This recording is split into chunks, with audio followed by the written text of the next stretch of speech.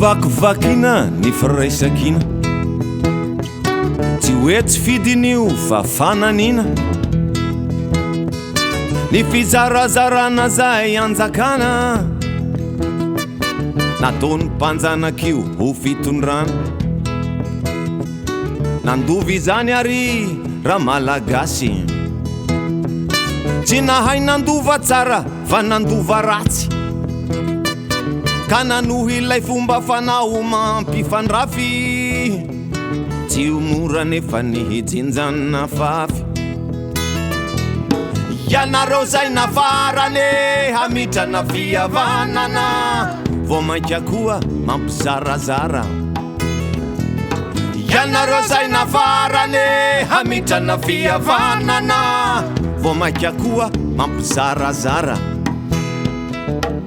Tsikalakalam-bola lasa sarobidy, tsikalakalam-pihavanana manomboka tsisy, very fanahy Malagasy ny mpiara-monina, kiribiby vao lasa olona tsy mora miona, mitakalo-patsa vidim-pihinanana, izany zao ny malazaka hifananana, nahazo toerana raha fahalalahana, kisakisaka amizay reo tsy ampifananana. Ianareo zay nafarane hanavotra tanindrazana, vao mainka koa mampivandravandra. Ianareo zay nafarane hanavotra tanindrazana, tsisy arofaniny zao mitanana.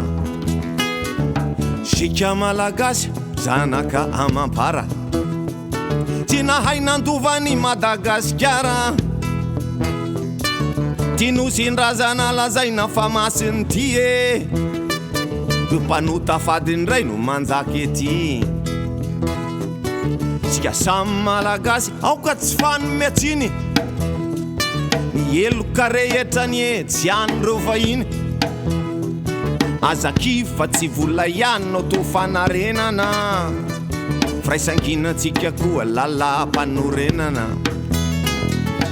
Isika zay hanangane ndao iaraka hanangona, ro vato fototry ny Malagasy. Isika no hanangane fifanomezan-tanana, hanaovana ny fototry lay Trano Gasy. Isika zay hanangane ndao iaraka hanangona, ro vato fototry ny Malagasy.